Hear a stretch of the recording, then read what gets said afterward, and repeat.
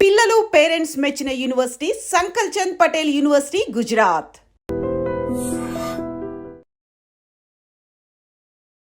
Welcome to ఐజిమ్. ఈ రోజు మనతో పాటు chief medical officer from Shri Konacheti Rosaiah government nature cure hospital doctor A Malathi Shyamala గారు మనతో పాటు ఉన్నారు. మ్యామ్తో మాట్లాడదాం. Hello ma'am, welcome to our show. నమస్తే అండి.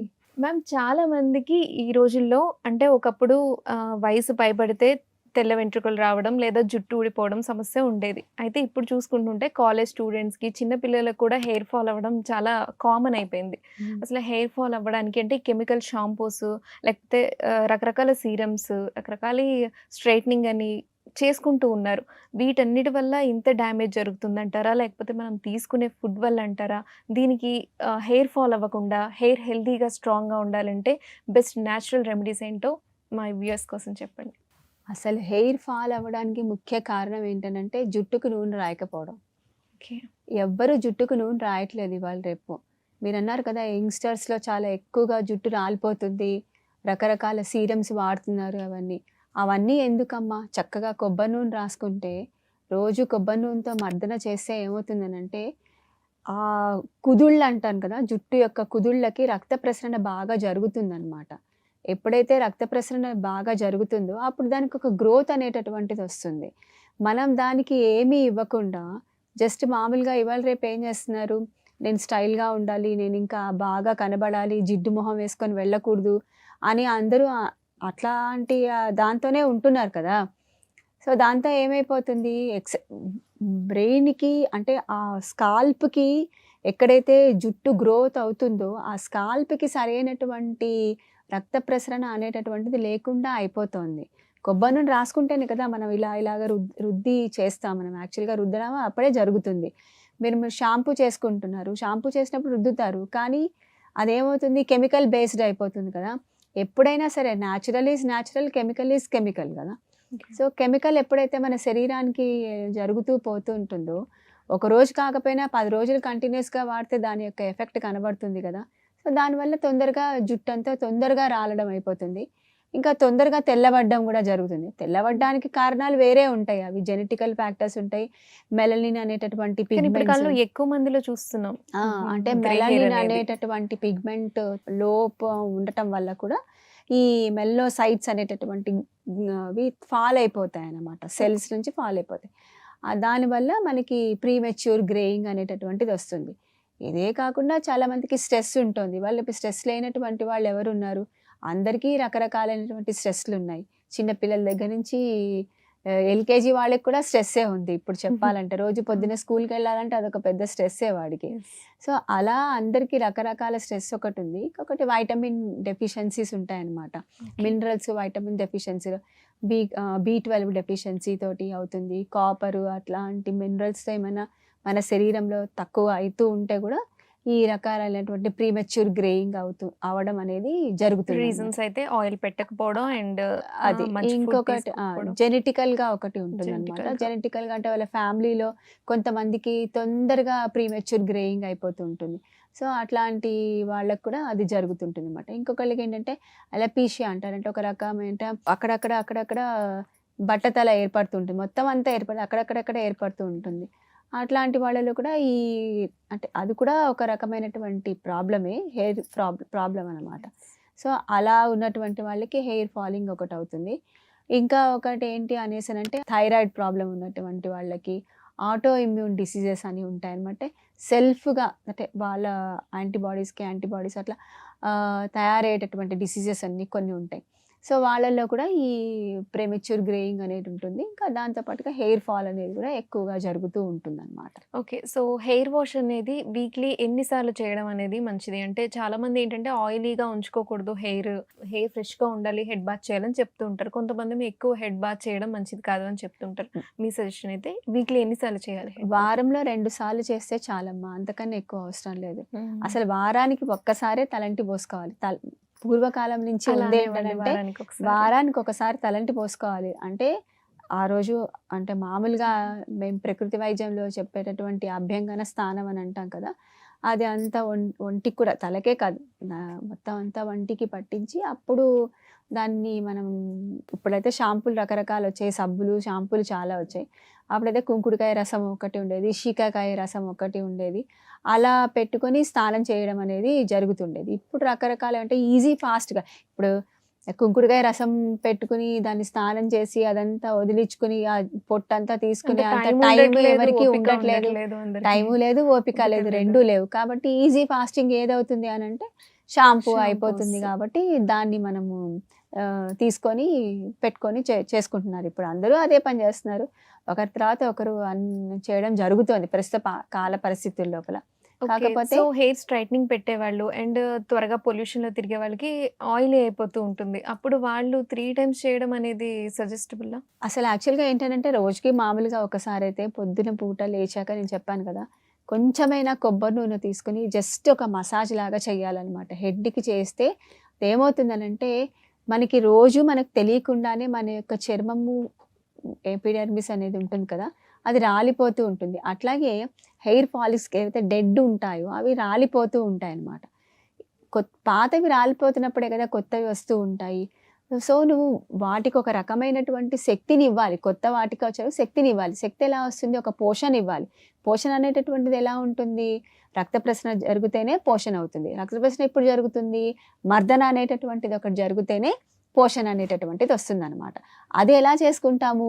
ఆయిల్ కొంచెం గ్రీజీగా ఉన్నటువంటిది ఆయిల్ తీసుకోను, లేకపోతే ఒక్కొక్కసారి డ్రై మసాజ్ కూడా చేస్తూ ఉంటారు. డ్రై మసాజ్ కూడా చేసుకోవచ్చు. కాకపోతే ఏంటనంటే దీంతో కనుక చేస్తే ఇట్ విల్ బి మోర్ స్మూతీగా ఉంటుందన్నమాట. చాలామంది ఏం చేస్తారనంటే ఆయిల్ పెట్టుకొని బయటకెళ్ళిపోతే నాకు డాండ్రఫ్ వచ్చేస్తుంది అనేసి అని అనుకుంటారు. కానీ అది కరెక్ట్ కాదు. డాండ్రఫ్ వచ్చేటటువంటి దాని వల్ల కాదు. మన లోపల ఉన్నటువంటి లోపల నుంచి మనకు ప్రాబ్లం ఉంటే డాండ్రఫ్ కానీ లేకపోతే అది ఇంకా సోరియాసిస్‌గా మారడం కానీ అట్లాంటివి జరుగుతాయే తప్ప మన లోపల లోపం ఉంటుందన్నమాట. యాక్చువల్‌గా ప్రకృతి వైద్య ప్రకారంగా ఏంటనంటే చర్మ వ్యాధి ఎప్పుడొస్తుంది అనంటే మెయిన్‌గా మలబద్ధకం అనేటటువంటిది ఉంటే చర్మ వ్యాధుల కిందకి అది వస్తుంది అని ప్రకృతి వైద్యంలో మాకు అట్లా ఉంటుందన్నమాట. సో, దానిని గనక మనం కరెక్ట్ చేసుకుంటే ఇంటర్నల్ బాడీ క్లెన్సింగ్ అవుతే అది ఎక్స్‌టర్నల్ బాడీ పైన చూపిస్తుందన్నమాట. మ్యామ్ ఒకప్పుడు కాలం చూసుకుంటే స్కూల్‌కి అందరూ అంటే కాలేజ్ స్టూడెంట్సే అదేంటి అందరూ ఆయిల్ పెట్టుకునేవాళ్ళు, బయటికి వెళ్ళేవాళ్ళు. ఇప్పుడు రాను చూస్తే స్కూల్ పిల్లలు కూడా అందరూ ప్రాపర్‌గా పెట్టుకుంటున్నారో లేదో తెలీదు. బట్ వన్స్ కాలేజ్‌కొచ్చారు, వాళ్ళు ఇంటర్మీడియేట్‌కొచ్చారు అంటే మీరన్నట్టు ఆయిల్ పెట్టుకున్న ఒక 1 అవర్, 2 అవర్స్ ఉంచుకొని హెడ్ మళ్ళీ బాత్ స్నానం చేసేస్తున్నారు. చేసేస్తున్నారు. సో, బయటికి వెళ్ళడం అనేది రోజు ఆయిల్ పెట్టుకొని అనేది ఇప్పటి తరంలో అయితే మనం అసలు ఎవరిని చూడము, వాళ్ళు చూడలేము అలా కూడా చూడము. అంతే. సో, వీక్లీ 2 టైమ్స్ మీరు హెడ్ బాత్ చేయొచ్చు అన్నారు. అప్పుడు ముందు ఒక 1 అవర్, 2 అవర్స్ చేసుకోవడం అంటే వీక్లీ 2 టైమ్స్ అట్లా ఆయిల్ పెట్టుకోవచ్చు. కానీ ఇప్పుడు ఇంకొకటి ఏంటనంటే ఒక రెమెడీ చెప్తాను. మొత్తం అంతా కాకుండా జస్ట్ లోపలకైనా కూడా హెయిర్ లోపల స్కాల్ప్ దగ్గర అయినా సరే కొంచెం మరీ ఆయిల్ అంటే ఒక పావు కేజీ ఆయిల్ పెట్టుకోమని కాదు. జస్ట్ ఒక 200 ml 100 ml అయినా పెట్టి రోజు కొంచెం మర్దన కనుక చేసుకుంటూ ఉంటే ఆ గ్రోత్ అనేటటువంటిది కరెక్ట్‌గా ఉంటుందన్నమాట. ఇంకొకటి మీరు అన్నట్టుగా స్ట్రెయిటనింగ్ చేసుకోవాలి. ఫస్ట్ ఆఫ్ ఆల్ జడలు విరగబోసుకోకుండా ఉంటే సగం హెయిర్ ఫాల్ తగ్గుతుందండి. జడ విరగబోసుకుంటున్నారు. ఇప్పుడు ఎక్కడ పోసినా జడ విరగబోసుకుంటున్నారు. ఏ ప్రాంతం కల్లా ఎవరైనా సరే కాలేజ్ పిల్లలు విరగబోసుకున్నారు, చిన్న మీడియా పిల్లలు ఫిల్మ్ ఇండస్ట్రీస్ కాకుండా బయట వాళ్ళు కూడా ఇప్పుడు అందరూ చాలా మంది హెయిర్ లీవ్ అసలు ఎవరైనా ఎందుకు విరగబోసుకోవాలమ్మా? జుట్టు ఎందుకు విరగబోసుకోవాలి? ఒకప్పుడు జుట్టు విరగబోసుకున్నారు అని అంటే చాలా తప్పు కిందగా చెప్పేవాళ్ళు. ఇప్పుడు చిన్న జుట్టు అయినా దాన్ని జడ వేసుకునేటటువంటిది ఒక పద్ధతి ఉండేది. ఇప్పుడు దాన్ని మొత్తం మనం మానేసి ఎక్కడ పోయినా జుట్టు విరగబోసుకుంటూ ఉంటే అదంతా పాడిపోయి ఒక రకమైనటువంటి దానికి శక్తి పాడైపోతుందంటారా? దానికి శక్తి కోల్పోతుంది కదమ్మా. దానికి అక్కడ ఎంత వదిలేసుకుంటూ పోతూ ఉంటే ఎక్కడ పడితే అక్కడ జుట్టు రాలిపోతుంటుంది. మనం ఇప్పుడు ఏదైనా ఇలా పెడితే ఏది రాదు. ఓపెన్‌గా చేస్తుంటే అన్ని పొల్యూషన్ అంతా దానికే ఉంటుంది. లేదా దానికి తగ్గ స్ట్రెంగ్త్ అంటే దానికి తగ్గ ఫుడ్ మీరు అన్నారు కదా పోషణ అనేది ఒకవేళ అలా చేయాల్సిన సందర్భంలో అయినా సరే చేయకుండా సరైన జరిగిపోతుంది. కేర్ తీసుకోవట్లేదు. దాన్ని సరిగ్గా దువ్వటం లేదు. దువ్వకుండా జడ వేసుకుంటేనే కదా దువ్వేది. కరెక్ట్‌గా దువ్వుతాము. జడ వేసుకునడమే మానేస్తే వదిలేసిపోతూ ఉంటే దువ్వడం అనేటటువంటిది ఎక్కడుంటుంది? దానికి ఎక్కడ పోషణ ఇస్తున్నాం మనం హెయిర్ ఫాలికల్‌కి? లేదా ఇప్పుడు ఏమంటారు డాక్టర్ మా దగ్గరికి అలా వచ్చి మాకు జుట్టు రాలిపోతుంది, జుట్టు పెంచడానికి ఏమన్నా ఉందా? ఏం ఆయిల్ తీసుకుంటే బాగుంటుంది, ఏం చేసుకుంటే బాగుంటుంది అని చెప్తూ ఉంటారు. దానికి రెమెడీస్ ఉన్నాయి. ఇప్పుడు మామూలుగా అయితే ఆయుర్వేదాలో మనకి ఆయుర్వేద చికిత్సలో చాలా మంది చెప్తారు. మేము కూడా ప్రకృతి వైద్యంలో చెప్పేది కూడా అదే. మందార పూలు, మందారం నూనె ఒకటి, మందార ఆకులు నూనె, అది కొబ్బరి నూనెలో అంటే మంచి కొబ్బరి నూనెలో ఆకులు ప్లస్ మందారం మందార పువ్వులు. పువ్వులు, దాని తర్వాత ఉసిరికాయలు, ఇలాగా గోరింటాకు, ఇలాంటివన్నీ కూడా వేసి ఉడకపెట్టుకొని దాన్ని చల్లార్చుకొని ఆ నూనెని రాసుకుంటూ ఉంటే చాలా వరకు హెయిర్ ఫాల్ అనేది తగ్గుతుంది. డ్యామేజ్ అయిన హెయిర్ లేదా బాల్డ్ అయిన హెయిర్ కూడా ఇది పెట్టుకుంటూ ఉండాలి. యూజ్ అవుతుందా? యూజ్ అంటారా అవుతుంది. ఈ కానీ ఒకటి రెమెడీ? ఇంటర్నల్ గా ఏమైనా చేంజెస్ ఉన్నాయనుకోండి, అప్పుడు మాత్రం అది మనకి ఎఫెక్ట్ అవుతుంది అనమాట. ఇంటర్నల్ గా చేంజెస్ ఏం లేకపోతే మామూలుగా హెల్దీగా ఉన్నారు, ఈ పొల్యూషన్ వల్ల ఏదో రాలిపోతుందంటే then that will be okay. కాకపోతే ఏంటంటే ఏదైనా సరే మన శరీరం లోపల కరెక్ట్గా పని చేయాలి అనేటటువంటి దానికి మనం అది ఎక్స్టర్నల్ మీద మనకి చూపించడం జరుగుతుంది అనమాట. సో మనం ఇంటర్నల్గా క్లీన్ అవ్వడం అనేది ఇంపార్టెంట్. ఒక హెయిర్ వాష్ చేయడానికి అయితే మీరు అంటే ఏది చేయడం వల్ల జుట్టు ఎప్పటికీ మంచిగా ఉంటుంది అని అంటారు? ఏ అంటే షాంపూ అంటే షాంపూస్ కావచ్చు, లేదంటే ఏది కుంకుడుకాయలు ఒకప్పుడు, ఇప్పుడు మనం అనుకున్నట్టు ఎవరికి అంత టైం ఉండట్లేదు, అంత ఓపిక ఉండట్లేదు. సో అవును. ఏది యూజ్ చేయడం మంచిది hair కి? ఎందుకు కుంకుడుకాయలతో కూడా పోసుకోవచ్చు అండి. కుంకుడుకాయలు తీసుకొచ్చుకొని దాని రసం తీసేసి దాన్ని పాన్ చేసి ఓన్లీ ఫిల్టర్ చేసిన రసం ఉంటుంది కదా, దాంతో షాంపూ చేసుకోవచ్చు. ఓకే. అది కూడా షాంపూ లాగానే ఉంటుంది కదా, కుంకుడుకాయ షాంపూనే అంటాం కదా. దాని లోపల ఇంకా ఒక చిన్న కొంచెం నిమ్మకాయ పిండుకొని చేసుకున్నా కూడా ఒకవేళ డాండ్రఫ్ ఉన్నా ఇంకేమన్నా ఉన్నా కూడా అది కూడా పోతుందన్నమాట. ఓకే. అట్లా చేసుకోవచ్చు. ఇంకా కొంతమందికి పేలు ఉంటాయి కదా, చిన్న పిల్లలకి పేలు, అవి చిన్న చిన్న ఎగ్స్ ఉంటాయి కదా, వాటికి కూడా ఏం చెప్తామనంటే వేపాకు ఉంటుంది కదా, వేపాకు నీళ్ళతోటి మొత్తం అంతా కడిగేసుకోవచ్చు. లేదు అనేసినంటే వేపాకుని గోరింటాకు లాగా రుబ్బేసేసి మొత్తం స్కాల్ప్కి అంతా పెట్టేయాలన్నమాట. పెట్టేసి ఒక 20 నిమిషాలు 30 నిమిషాలు అయ్యాక అంతా కడిగేసుకుంటూ పోతుంటే అలా చేస్తే కూడా ఆ వేప చేదుకి కూడా అవి ఇలా ఎగ్స్ ఎన్నిసార్లు చచ్చిపోతాయి చేస్తే అన్నమాట. అవి చచ్చిపోతాయి? వీలైనప్పుడల్లా అసలు వారానికి ఒకసారి 2 సార్లు ఎప్పుడు టైం దొరుకుతుంది అంటే ఇప్పుడు యూజువల్గా పేలు అనేవి చిన్న పిల్లలకి స్కూల్ గోయింగ్ పిల్లలకి వస్తాయి.